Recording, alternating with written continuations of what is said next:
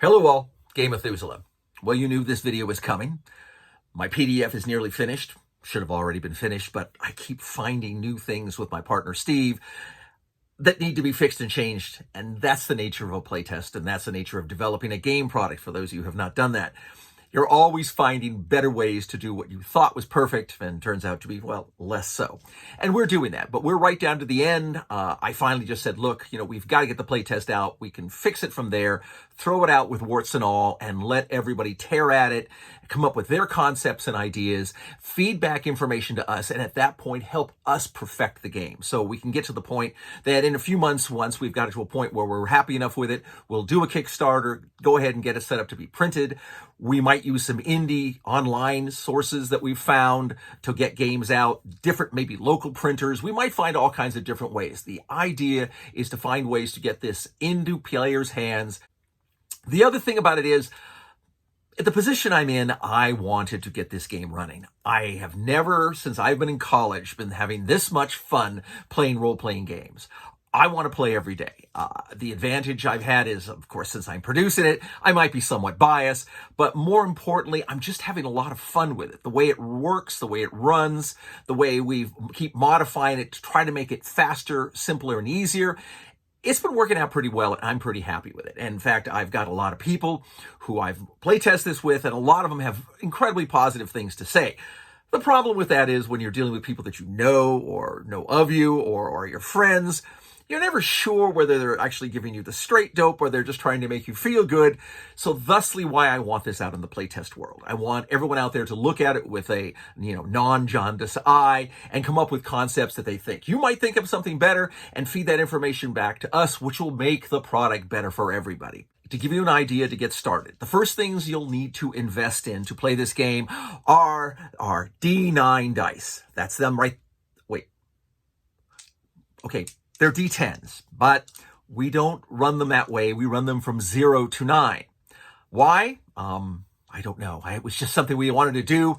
The idea being that we always like the idea of high numbers are good and low numbers are bad. And since most D10s have a 0 on them, we thought it would be way better to do it as a 0 to 9 and thusly be unique in amongst themselves. And it works out good. The other thing you'll need to invest in are health dice. The health dice are these unique, they're D6s. These are 12 millimeter D6s. I normally recommend you buy one of those little box sets. You're more likely somewhere between eventually 20, maybe up to 30, depending, but not any really more than that. We might make unique dice down the road and things like that, like basically anybody's trying to get things out there on the internet for you to buy, get you more greebly to purchase so that it helps keep the doors open and the game's getting produced.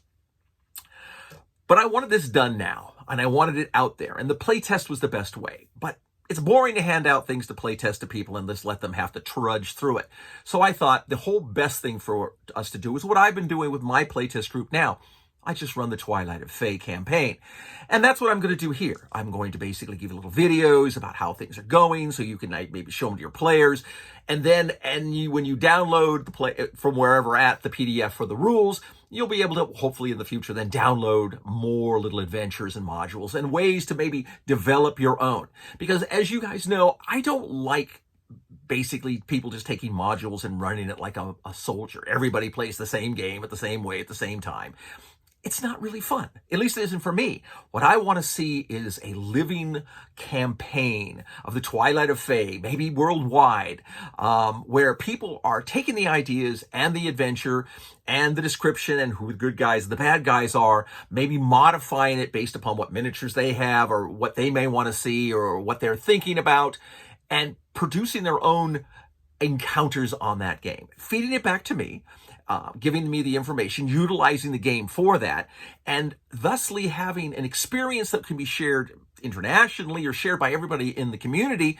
Because though this was always a dream of mine from back in the dark ages, of course, the world was all paper and pen and stone tablets and not really conducive to having sort of everybody involved in this. But now that doesn't work that way. I think you can get this feeding back from everybody else. So if you play my module and you have an outcome, and you get it back to me and we can put it out there for other people to play, and maybe you've modified stuff or come up with different things, I think that'll be great. In the meantime, of course, I will be presenting my Twilight of Fae campaign with the information that I have and what I've run before, as I'm sure any of you who've watched my videos or Matt's videos have heard about already in the past. So, with the 2 outlays of items you need to make, the D9s and the D6s, pretty much all you're going to need. I have a little cup to hold the dice. Again, like I said, you can use pen and paper, but that's all very much boring. You'll, of course, need character sheets for your characters, and that's great. Now, of course, my partner, Steve Key, he was making up a very elaborate character sheet, and, that was really nice, and it looks like it works good. But, of course, you guys all know me. I think that there's nothing in a role-playing game that can't be put on a 3x5 card. So, likely you'll see that sort of in my descriptions. Other people might be doing different things. I want to break it down and just give you the basics. Monsters are going to be unique in themselves, but we're going to start getting the players going first. First and foremost, the thing to know that's kind of unique in the game, other than that, is the fact that you're going to have a situation where the players roll all the dice. The DMs no longer roll the dice. So you also find a situation that there are no 2 turns. There isn't a monster turn and a player turn existing really anymore. What you have now is a monster has a movement phase where the DMs will move their creatures, engage them in it with the players, and then maybe say, or maybe not. I tend to talk about it when I'm playing with novice players that, these 3 snotlings are going to attack you, and these goblins are going to attack you, and that way the players have an understanding of what's going on. But in the more advanced game, it might be a situation that DMs are not even going to go that far. And what I have found as we've played this game is the players become very savvy of what's going on, so they tend to be very prepared based upon what you're doing. Then, after the monsters move, the players have their turn. They do everything on their turn. They make the attacks. They make their defenses based upon how many monsters are attacking them, what advantages or disadvantages the monsters have. On their attacks, they'll be making their attacks based on how many people they want to attack and what modifiers they have, and that will be the whole thing. Movement takes place. Everything takes place during the player turn. Thusly, the game speeds along. The second thing it does not provide this ponderously long DM phase where the DM runs his horde of monsters and minions and everything else against you. The game keeps flowing around. The players tend to be much more in control of the speed of the game. Highly skilled players already are prepared. They know what they're going to do, and they're going to work from there. The second unique thing is in the dice. There's not going to be anywhere near as much adding and subtracting and modifications and things like that you have in a lot of the different games, most of which I like. But the thing which you're going to have is how many dice you roll. In most all situations, you're always going to have 2d9 roll. Now, the 2d9 roll is the standard. If we're going to talk about combat just for a second to make it simple, it is one of the ones that has a unique element in it. The unique element is 2 things. You have a 2-die attack and a 2-die defense under normal situations, with all things being said. If you're running a character like a fighter has a situation that he can maybe modify accordingly. But let's stay with the basic character from here, from point on. You can do 2 things with your character. You can either attack with 2 dice and defend with 2 dice, if there are attacks and defenses to be had. The other thing you can do is if you are meleeing, you may attack with advantage, which means you attack with 3 dice, and when you roll it, you pick the best 2 dice for your outcome. You can see the advantage in that. The problem then is, though, if you fight aggressively like that, you have to make a defense with 3 dice. And in that case, you pick the worst 2 dice. The problem is, as you can see, that defense is likely not to make it easy for you to parry the blow and not be hit, in which case the monster will strike you, do damage, and the various bad things accordingly will happen. The determination on that is going to be up to you. A lot of the fighters go, well, look, I'm strong and powerful. If I kill the monster with a 3-die hit, and I get better dice, which means that I'm going to roll higher than my stat. Rolling higher in your stat determines success. So if you have a statistic, whatever it is, you get to that point, you do more damage, the higher the stat, you go above. So it's fairly simple, but again, I'll explain it as we go. If you don't, you've missed, and go from there. When you make your parry, it's exactly the same way type of thing. You're making your parry. If you make it, you are not hit. If you fail, you're hit. You're then dependent upon your armor, if any, to mitigate that damage. The rest you take. So it's risky. Now, in most situations, the players are going to be attacking first. We have talked about the idea of maybe making that canon. I don't like it. Normally what we do is we run by what is the level of the characters and the level of the creatures. Now, most everyone, as you'll see, and I can get into the minutia, but I won't. If you're looking at it and it's tied, so it's a first level character versus first level monster, everything defaults to the favor of the player. On all die rolls, everything rounds up. So it's simple mechanic on that.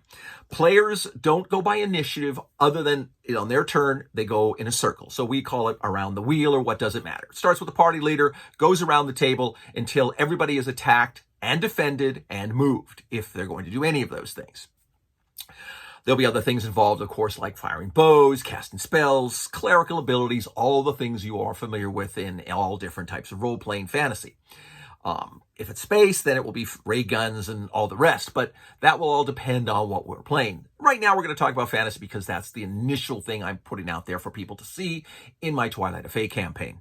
From that point on, you have the basic dice. And as you can see, that there are some risks and like. Certain characters will have other advantages, other skills that will give them advantage. One of the big things about the game, maybe one of the most enlightened things about the game, which is why we called it Enlightened, is that when you roll a critical. Now, as you can understand the concept of rolling more dice, the more likelihood is that you'll roll multiple nines. So if you roll 3 dice, 2 of those rolls are 9s, you've rolled a double 9 crit. You do 1.5% damage, 1.5 times damage. So if you're doing 5 damage or 10 damage or whatever the damage might be, you just 1.5 times that. The second thing is you have now acquired an enlightenment, which allows you in an off-season.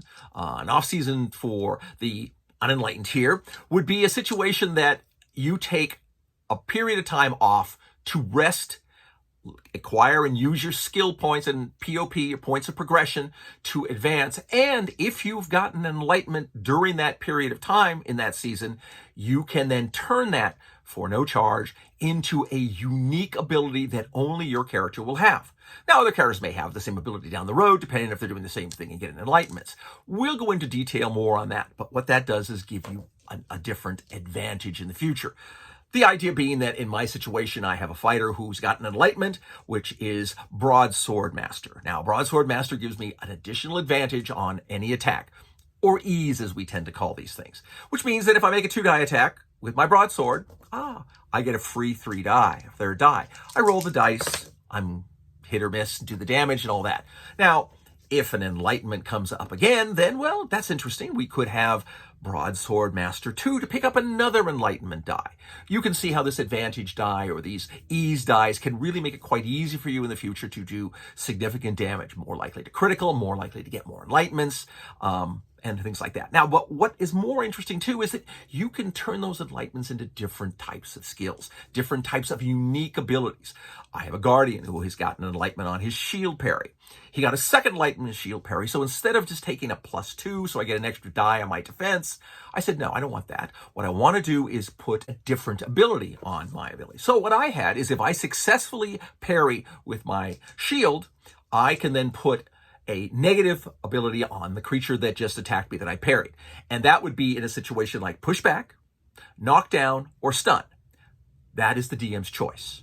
In these situations where you're going to have multiple abilities, you always want to give it to the DM because you don't necessarily know what the monster's capabilities are. So if I parry a dragon attack, very likely I'm not going to stun. I'm likely not going to knock him down. Okay, I take the weakest of it. The DM says, you pushed him back 5 feet. And thusly, you've pulled yourself out of his range of engagement. Maybe he doesn't even get an attack at you if you attack first. Could be a very strong ability. These are the things that we want players to be able to do, to sort of design their characters uniquely. This throws back so much to the 70s, the idea that everybody's character was going to be different and unique because the rules were so basic. All you could do is things you can make up and get the game master to let you do. So you might have characters that were designed uniquely in different ways. That's what'll happen. Your characters advance in unique ways. Now, in Magic, the way you advance your magical spells are enlightenment. You start out as a first level in a spell that you've acquired, you cast the spell, and eventually at some point you become enlightened, and then you can move that spell to level 2. Now, obviously, it gives you advantage on the die, or you could give up dice to maybe change the effect so that it could be, instead of just a touch attack, maybe now it's a touch and a ranged attack. Maybe it's touch ranged and it explodes in a ball of fire or something, or on the end, or depending on what your frost or whatever the ability you are using is. This is the whole concept of the game, is that each of the characters will be different and unique amongst themselves. The whole point, too, is to make the game fast. All these elements were added into the game, we have found, that makes the game dramatically quicker. I always had problems playing when I started the living games in 3, 3.5, 4th edition, now in the 5th edition. They never had a lot enough time for you to actually role play and play out these 3 encounter modules that they're giving you at these living games, or at conventions or wherever they're playing them. So you end up with this situation where people start dropping the role playing and just racing through the encounter. And there really isn't a lot of satisfaction there. There's not a lot of enjoyment. It's like, hey, boom, boom, boom, boom. We run through our adventure, you give us some XP, and maybe I can buy a magical item after this. Yay. In this case, what I want to do is design characters that the player will make typically very unique from the other player just like it. So one magic user could be using ice or wind or frost or force. It could be all kinds of different things, or maybe it's mind control, where the other one's a fireball thrower and doing all these different things.